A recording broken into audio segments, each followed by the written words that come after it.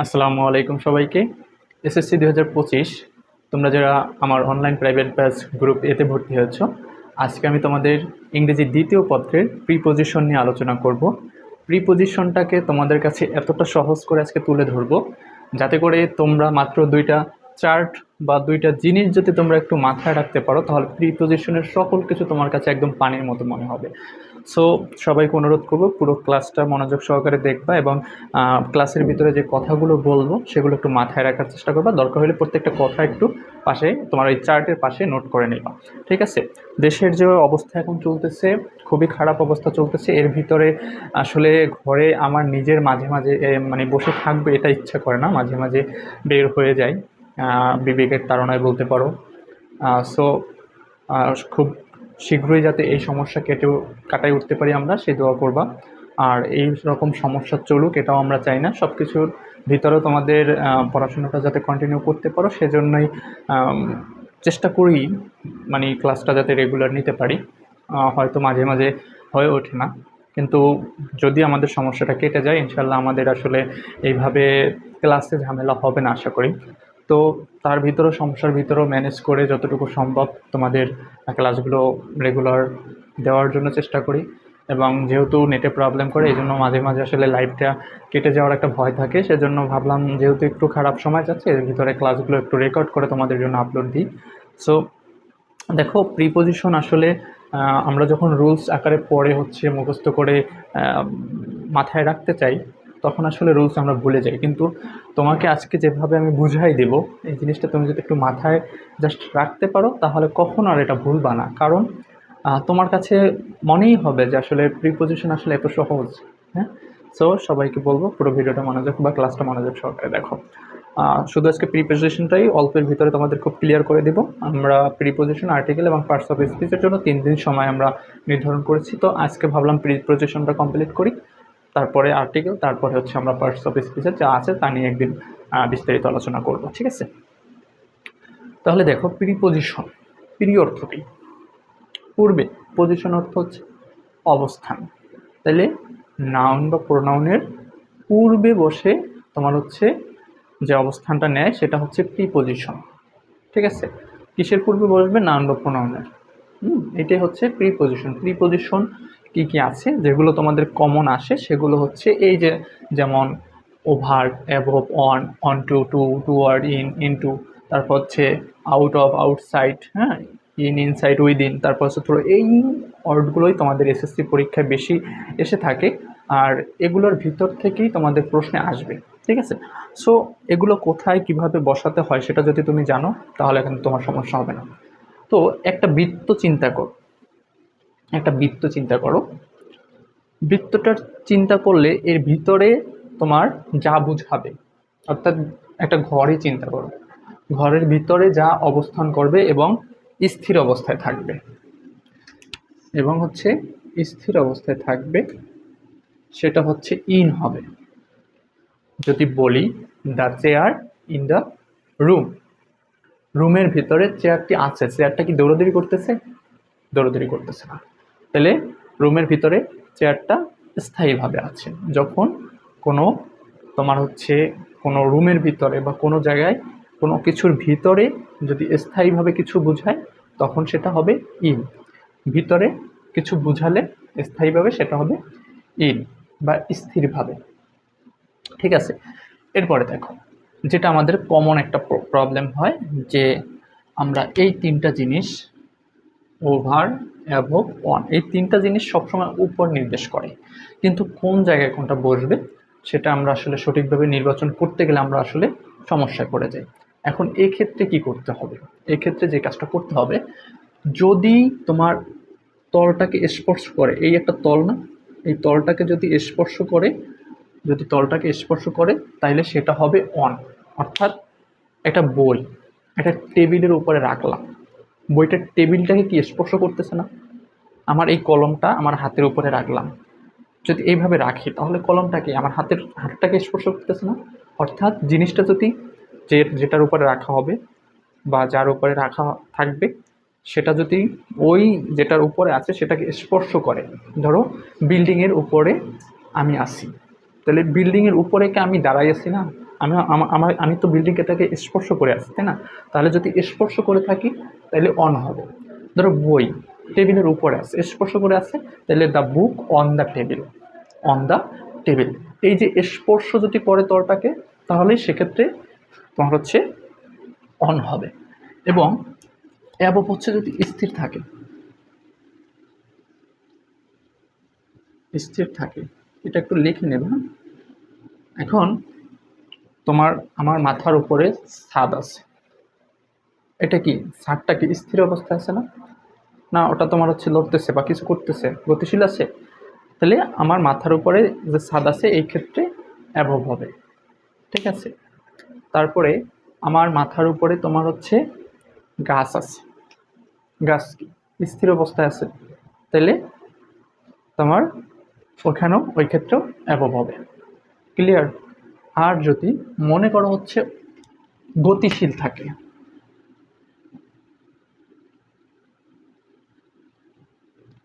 গতিশীল থাকলে কোনো বস্তু আমাদের উপরে, সেটা হবে তোমার কি, সেটা হচ্ছে তোমার ওভার হবে।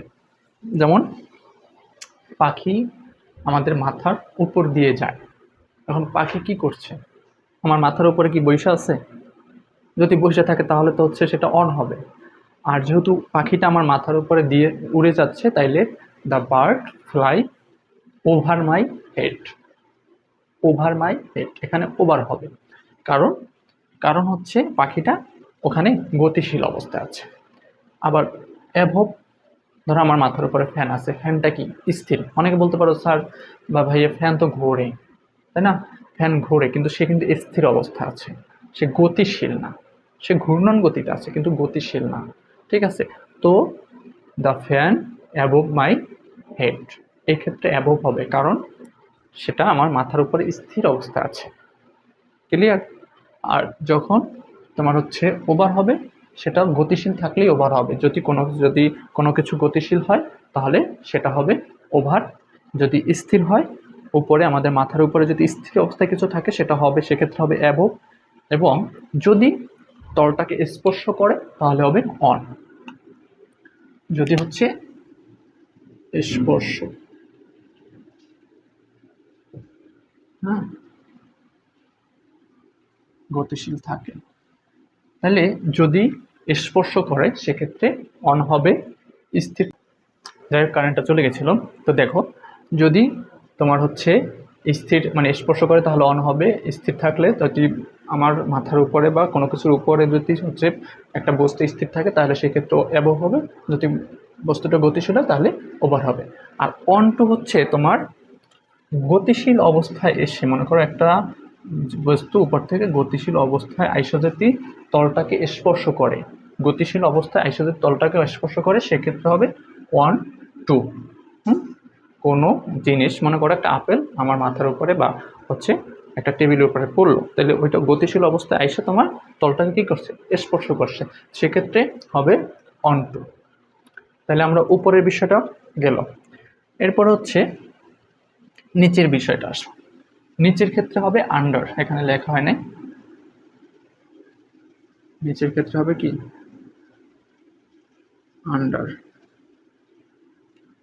যদি কোনো কিছুর নিচে আমরা অবস্থান করি সেক্ষেত্রে হবে আন্ডার। ধরো একটা ছেলে লুকাইছে বা হচ্ছে সে টেবিলের নিচে অবস্থান করছে, the boy under the table, তোমার হচ্ছে বালকটি তোমার হচ্ছে টেবিলের নিচে অবস্থিত বা টেবিলের নিচে আছে, তাহলে সেক্ষেত্রে নিচে বোঝাইলে তোমার হচ্ছে আন্ডার হবে, ঠিক আছে। এটা হচ্ছে নিচে বোঝালে।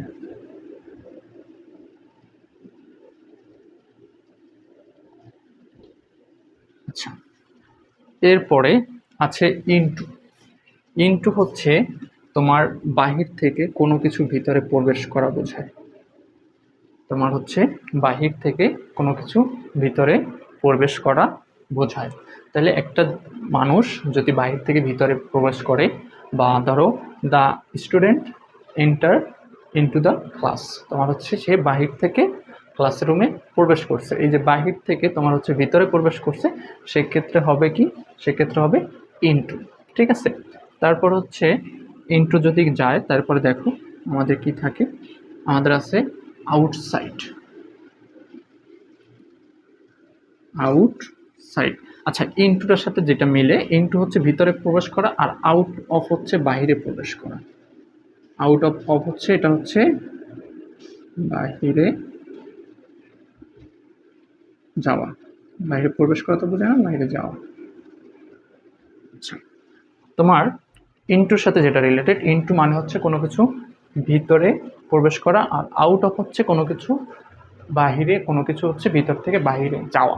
ঠিক আছে, তাইলে বাহিরে যাওয়া বুঝাইতে হলে আউট অফ হবে, সেটা সেন্টেন্সটা দ্বারা যদি কোনো কিছু বাইরে যাওয়া বোঝায় সেক্ষেত্রে তোমার প্রিপোজিশন বসবে আউট অফ। আউটসাইড হচ্ছে তোমার বাহিরে, স্থির অবস্থায় বাহিরে থাকা।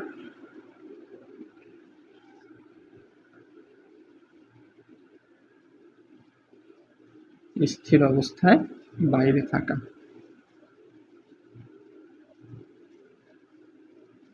হাতের লেখা অনেক ছোট করে লিখতেছি তো অনেকের বুঝতে হয়তো কষ্ট হবে।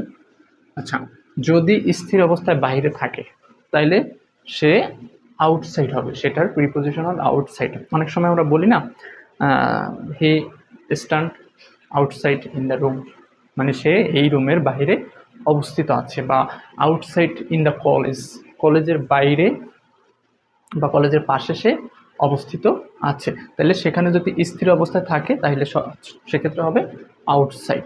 ঠিক আছে, আর টু হচ্ছে যদি গন্তব্য হচ্ছে নির্দিষ্ট হয়,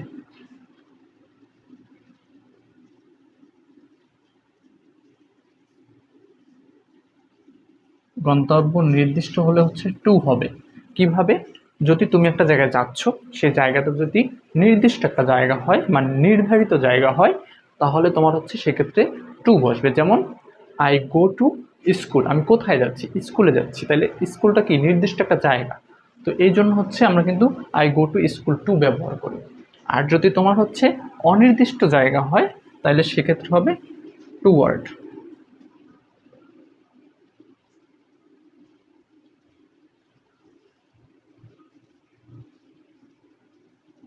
অনির্দিষ্ট হলে টু ওয়ার্ড, বুঝছো? যদি আমরা একটা জায়গায় যাচ্ছি সেই জায়গাটা যদি নির্দিষ্ট হয় তাহলে হবে টু, এবং যদি অনির্দিষ্ট হয় তাহলে হবে টু ওয়ার্ড। ক্লিয়ার? আচ্ছা, এখন দেখো ইন, ইনসাইড, উইদিন একই রকম। ইন, ইনসাইড, উইদিন একই রকম, এই তিনটা জিনিস। আর থ্রো হচ্ছে ভিতর দিয়ে যাওয়া বোঝায়। মনে করো এখান থেকে যাওয়া শুরু করলো, এটার ভিতর দিয়ে গেল, এটার ভিতর দিয়ে যদি একটা জিনিস যায় তাহলে সেক্ষেত্রে হবে ট্রু, থ্রু সরি। তোমার কোনো কিছুর ভিতর দিয়ে যদি কোনো কিছু যায়, বা কোনো কিছু একটা জায়গা থেকে ক্রস করে আরেকটা জায়গায় যায়, অর্থাৎ তাহলে সেক্ষেত্রে হবে থ্রু। ক্লিয়ার? আশা করি এই জিনিসটুকু বুঝতে পারছো তোমরা। আবারও একবার দেখো, ভিতরে স্থির অবস্থায় থাকলে ইন, যদি স্পর্শ করে তলটা তাহলে অন, যদি স্থির অবস্থায় আমার মতের মাথার উপরে বা উপরে কিছু থাকে সেটা হবে অ্যাবভ, এবং যদি গতিশীল অবস্থায় কিছু আসা যাওয়া করে সেক্ষেত্রে হবে তোমার ওভার। ইন, অন টু হবে কোন ক্ষেত্রে? অন টু হচ্ছে তোমার উপর থেকে গতিশীল অবস্থায় আইসা যদি তোমার তল স্পর্শ করে সেক্ষেত্রে হবে অন টু। যদি গন্তব্য নির্দিষ্ট হয় সেক্ষেত্রে আমাদের টু হবে, যদি গন্তব্য অনির্দিষ্ট হয় তাহলে হচ্ছে আমাদের কি হবে? টু ওয়ার্ড হবে। তারপর হচ্ছে যদি বাহিরে স্থির অবস্থায় কেউ অবস্থান করে সেক্ষেত্রে আউটসাইড হবে।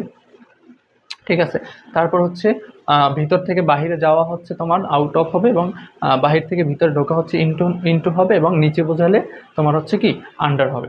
ঠিক আছে, আর থ্রো হচ্ছে তোমার ভিতর দিয়ে যাওয়া বোঝায়। আশা করি এই জায়গাটা তোমরা ক্লিয়ার হয়েছো। আমি খুব সংক্ষেপে বা শর্টলি তোমাদের একটু বুঝিয়ে দেওয়ার চেষ্টা করতেছি যাতে ক্লাসটা লং না হয় এবং অল্পর ভিতরেই তোমরা মোটামুটি সম্পূর্ণ কিছু বুঝতে পারো। তো আরেকটা জিনিস আছে, সেটা হলো ইন, অন, অ্যাট, এই তিনটা জিনিসের ব্যবহার। এবং এই তিনটা জিনিসের ব্যবহার নিয়ে আমরা অনেকটা সমস্যায় পড়ে যাই। আশা করি এই সমস্যাটা থাকবে না তোমরা যদি এই চার্টটা মোটামুটি ভালো করে বুঝো, এবং দেখবা এরপর থেকে তোমরা কখনো বাঁচবেই না যে কোন জায়গায় ইন হবে, কোন জায়গায় অন হবে, কোন জায়গায় অ্যাট হবে। ক্লিয়ার? আচ্ছা, এখন দেখো তোমার ইন, অন, অ্যাট এই দুইটা জিনিস হচ্ছে টাইম এবং লোকেশনের ক্ষেত্রে ব্যবহৃত হয়। ইন, অন, অ্যাট এই তিনটা জিনিস দুইটা জিনিসের ক্ষেত্রে ব্যবহৃত হয় বেশি, সেটা হলো টাইম এবং হচ্ছে লোকেশন।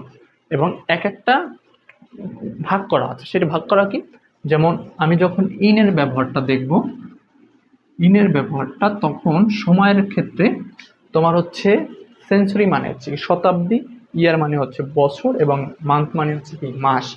টাইমের ক্ষেত্রে তোমার হচ্ছে শতাব্দী বা বছর বা মান্থ, এইগুলোর পূর্বে হচ্ছে তোমার ইন বসে, এইগুলোর পর্বে হচ্ছে ইন বসে। তোমার শতাব্দী দ্বারা কি সময় নির্দেশ করে, বছর দ্বারা সময় নির্দেশ করে, মান্থ মানে তোমার হচ্ছে মাস দ্বারাও সময় নির্দেশ করে। তবে তোমার হচ্ছে যখন এগুলো নির্দেশ করবে শতাব্দী, বছর, তারপর হচ্ছে মাস, এইটার পূর্বে হচ্ছে ইন বসে। এবং লোকেশনের ক্ষেত্রে যদি হচ্ছে কান্ট্রি অর্থাৎ দেশ, সিটি অর্থ শহর, টাউন মানেও কি শহর, এই তিনটা জিনিসের পূর্বে হচ্ছে তোমার ইন বসবে। ক্লিয়ার? এগুলো হচ্ছে বড়, এগুলারে তুমি বড় ধরতে পারো। ইন হচ্ছে বড়,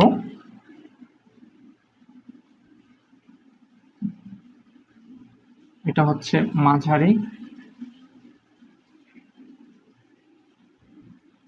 আর এটা হচ্ছে ছোটই লেখা দিই,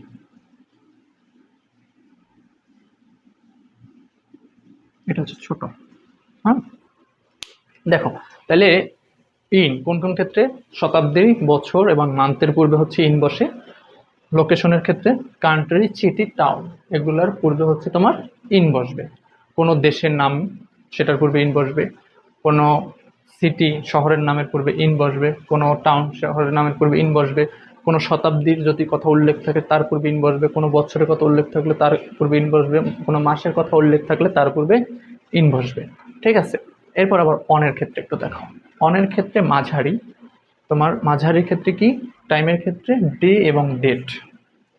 ঠিক আছে? আমরা কিন্তু সবাই জানি কোনো দিনের আগে আমরা কি বসে, অন দ্য ডে, হ্যাঁ, অন মানডে, অন সানডে, হ্যাঁ, তারপর ডেট অন 3/2, তারপর হচ্ছে 13/2/2024, এরকম যদি আমরা বলি তাহলে সেটা ডেটের পূর্বে কি বসে, আমরা অন বসাই কিন্তু। হ্যাঁ, তারপর হচ্ছে তোমার ডে, যেগুলো বললাম সানডে, মানডে, হ্যাঁ, টিউসডে, এগুলোর পূর্বে হচ্ছে কি তোমার হচ্ছে ডে এর পূর্বে হচ্ছে কিন্তু অন বসে। আবার লোকেশন, স্ট্রিট, অ্যাভিনিউ, এই দুইটার হচ্ছে একটা হচ্ছে রাস্তা আর একটা হচ্ছে প্রশস্ত রাস্তা। তো রাস্তার ক্ষেত্রে বা রোডের কথা যদি উল্লেখ করা থাকে তার পূর্বেও কি অন বসবে। ক্লিয়ার? আচ্ছা, এরপরে হচ্ছে দেখো অ্যাট। অ্যাট হচ্ছে ছোট ক্ষেত্রে, ছোট কি আছে, ছোট সময়ের ক্ষেত্রে আছে ক্লক টাইম, অর্থাৎ তোমার হচ্ছে কোনো ঘন্টা বা হচ্ছে সময়, সেটা যদি ঘন্টা, মিনিট, এগুলো যদি নির্দেশ করে কোনো কিছু দিয়ে, তাইলে অ্যাট বসবে। আমরা আহ, তোমার কিন্তু সময়ের পূর্বে অ্যাটই ব্যবহার করি। ঠিক আছে? তাহলে যখন তোমার সময়ের ক্ষেত্রে ক্লক মানে ঘন্টা এবং তোমার হচ্ছে টাইম, মিনিট, এরকম কিছু মিন করবে, তখন কিন্তু সেটার পূর্বে তোমাদের অ্যাট বসাতে পারে। লোকেশনের ক্ষেত্রে হচ্ছে ছোট জায়গার পূর্বে অ্যাট বসে। ছোট যত সব জায়গা আছে, কোনো নির্দিষ্ট একটা ছোট স্থান বুঝাইলে তার পূর্বে অ্যাট বসবে।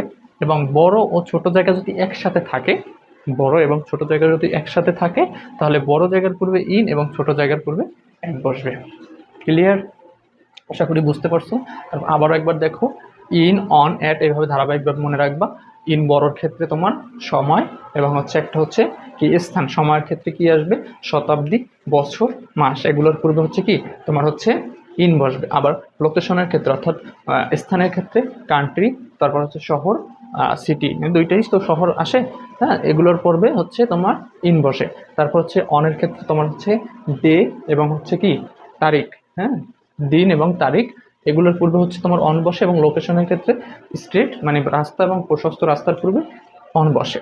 আবার হচ্ছে ছোট অ্যাটের ক্ষেত্রে হচ্ছে কি তোমার সময় এবং মিনিট, হ্যাঁ, বা হচ্ছে ঘন্টা, এগুলোর পূর্বে হচ্ছে তোমার অ্যাড বসে। এবং লোকেশনের ক্ষেত্রে যদি ছোট জায়গা বোঝায় তাহলে সেক্ষেত্রে তোমার হচ্ছে তার পূর্বে অ্যাড বসবে। এবং যদি বড় এবং ছোট জায়গা একসাথে থাকে তার পূর্বে হচ্ছে তোমার বড় জায়গার পূর্বে ইন এবং ছোট জায়গার পূর্বে অ্যাড বসে। তো এখন এই জিনিসটা তুমি যদি একটু মাথায় রাখো, হ্যাঁ, এই এই একটা তো এখন একসাথে হয়ে গেছে, এই পার্টটা কিন্তু আলাদা, এই পার্টটা হচ্ছে আলাদা। তো এই পার্ট এবং এই পার্ট যদি তুমি মাথায় রাখতে পারো, তোমার বইয়ে যতগুলো প্রিপজিশন আছে তুমি সব পারবা। কিন্তু তোমার কাজ হচ্ছে, এখন যখন আমি পড়াইলাম তখন তোমার কাছে মনে হবে খুব ইজি, কিন্তু বিষয়টা কিন্তু আসলে ইজি না। তোমাকে একটু কষ্ট করে করতে হবে বাসায় বসে। এটা পুরো মাথার ভিতরে সেট করে নিতে হবে যে আসলে কোন জায়গায় কোনটা বসে, কোন জায়গার ক্ষেত্রে কোনটা বসবে। এবং এই যে বাংলা লেখাগুলো বা হচ্ছে আমি বাংলা কিছু কিছু জায়গায় বলছি, এটা তুমি একটু সাইডে নোট করে রাখবা, দেখবা তাইলে কিন্তু খুব ভালো একটা মনে থাকবে, ঠিক আছে?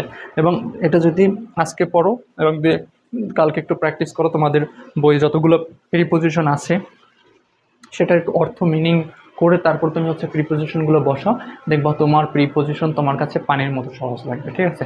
সো তোমাদের বেশি কাজ দিচ্ছি না, তোমাদের কাজ হচ্ছে আগামীকালের ভিতরে তোমরা হচ্ছে প্রিপোজিশনগুলো এটা কমপ্লিট করবা। বইয়ে তোমাদের যা এক্সারসাইজগুলো আছে সেগুলো কিছু কমপ্লিট করে আমাকে হচ্ছে হোমওয়ার্ক আকারে জমা দিবা, তাহলে আমি বুঝবো যে না আমার পড়াটা তুমি পড়ছো এবং হচ্ছে হোমওয়ার্কটা তুমি কমপ্লিট করছো, ঠিক আছে? সাথে তোমাদের প্যারাগ্রাফ দুইটা দিব, প্যারাগ্রাফ যে দুইটা দিব সেটা হলো, দাঁড়াও,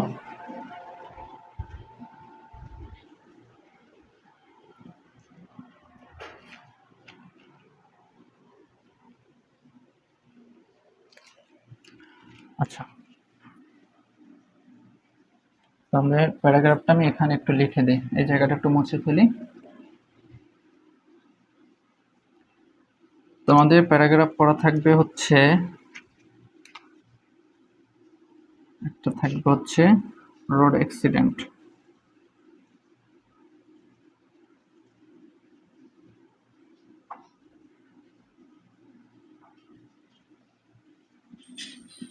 আর একটা হচ্ছে থাকবে